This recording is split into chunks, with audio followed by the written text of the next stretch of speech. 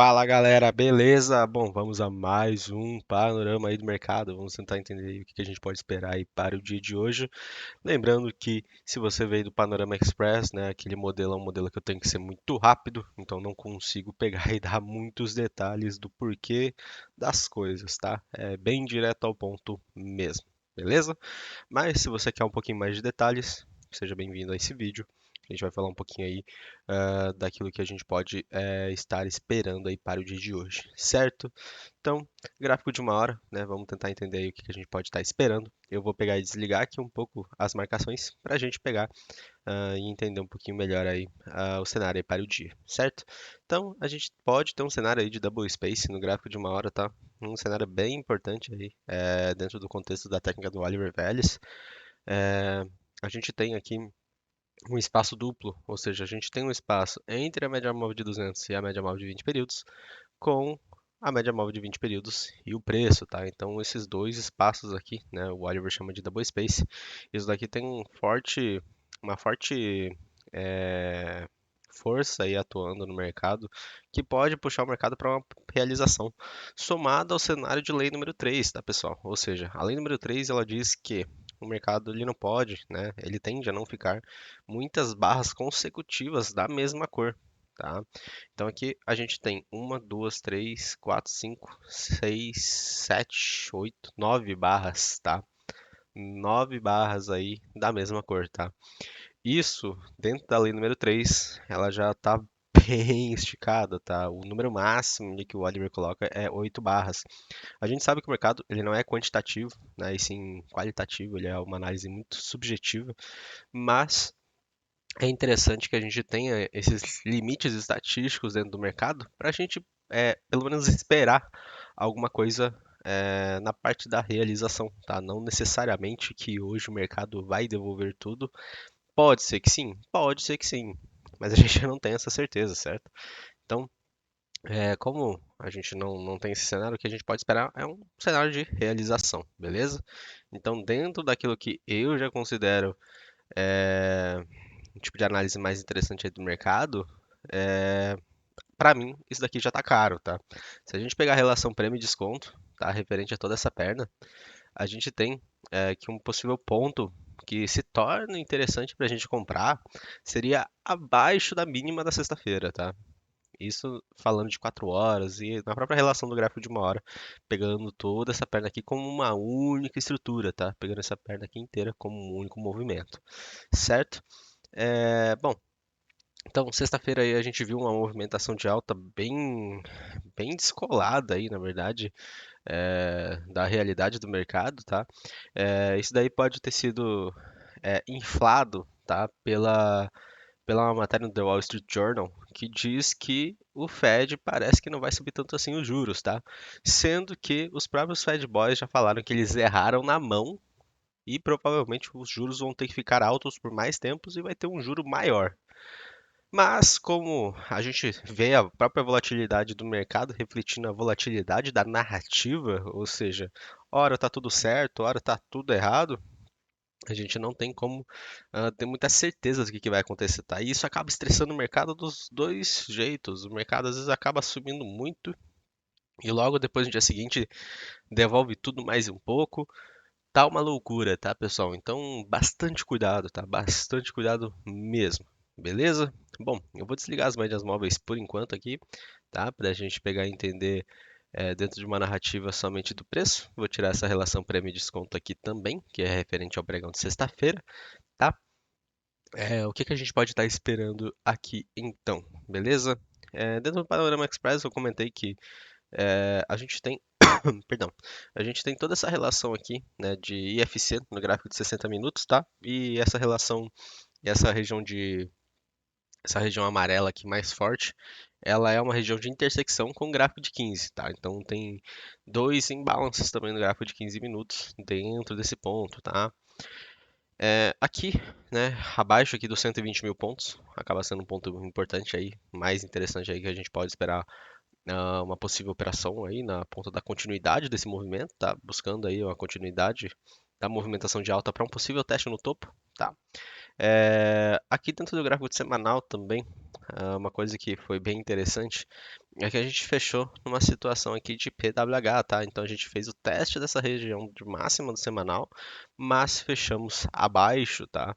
Isso também fica comprovado aqui no gráfico diário, tá? Então a gente pode esperar aí uma possível realização ou algo do gênero aí para o dia de hoje, caso aí o mercado não tenha muito o que precificar, né?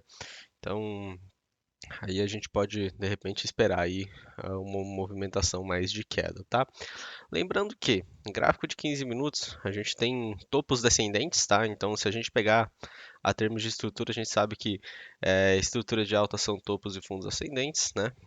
E a estrutura de baixa são topos e fundos descendentes, né? E aí o pessoal usa essa relação de estrutura, né, para entender que, bom, o mercado já formou um topo mais alto que o topo anterior, né, um fundo mais alto que o fundo anterior, e aí aqui o mercado já formou um topo mais baixo, então a gente pode esperar um fundo mais baixo. A gente sabe que também não é bem por aí, tá? Mas é, a gente pode entender que isso daqui pode servir como liquidez, tá, pessoal? Isso aqui pode servir como liquidez para o mercado estar mitigando, tá? Então o pessoal vai induzir o pessoal a entrar na ponta da venda, né, de forma antecipada, para daí o mercado começar a buscar essas regiões aqui para poder fazer uma desova, né, para desovar suas posições e aí sim a gente entender que o mercado já fez aí a tua realização e ele começa aí a desenvolver uma movimentação de baixa, tá? A gente também tem um cenário em que a gente pode ter uma lateralização estreita, tá? Ou seja, depois de um dia bem direcional, a gente pode ter um dia mais chatinho, né?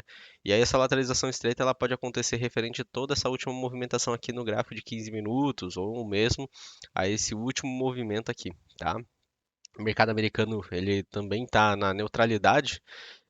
Ele abriu ontem dando continuidade aí à movimentação de alta, fez um novo topo, mas já fez a recusa desse movimento, tá? Então acaba sendo um ponto aí mais complexo também para estar operando.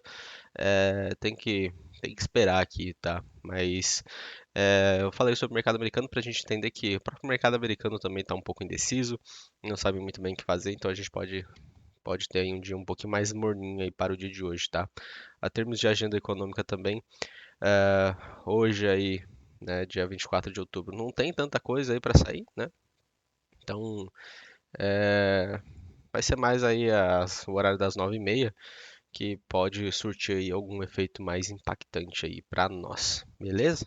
Então, a gente pode esperar aí uma abertura para o índice levemente negativa, né, em função do PWH, que a gente presenciou aí na sexta-feira, mas nada dentro do meu ponto de vista aí muito expressivo, né? Talvez aí depois de um teste, né, nessa região de topo, então uma vez que o mercado faça uma recusa desse fundo, começa a fazer uma movimentação mais nesse sentido aqui, a gente pode ter um possível cenário mais é, de movimentação de baixa, algo parecido com isso daqui. Beleza? Não necessariamente seria isso, tá? Até porque ninguém sabe de fato o que vai acontecer, tá? Mas é mais uma projeção de cenário, certo? Bom, vamos falar um pouco sobre a Fab4, a estratégia de abertura do Oliver Vélez. Fab4 não está tão interessante assim para se operar no dia de hoje, tá? A gente tem um cenário wide aqui, ou seja, médias móveis muito distantes uma da outra, mercado muito esticado, não está interessante para é, se operar aí a favor do gap de abertura, tá? A gente pode esperar aí uma movimentação contra o gap ou algo parecido se a gente de repente abrir com gap de baixa aqui, o mercado já faz uma recusa dessa região e começa a desenvolver a movimentação de alta para mitigar esses topos aqui, tá? Então a gente tem esse cenário também, beleza? Então ficar atento aí com a abertura do mercado, certo? Bom, então vamos falar aí um pouquinho sobre o dólar, né? O que que a gente pode esperar para o dólar? O dólar a gente tem aí uma movimentação também bem esticada, tá? Um movimento bem forte. Não tivemos nenhum cenário de PDL ou PWH também, PWL, que a gente pode entender aí com a movimentação como pelo menos aí uma pista de um possível movimento de alta para uma realização, tá?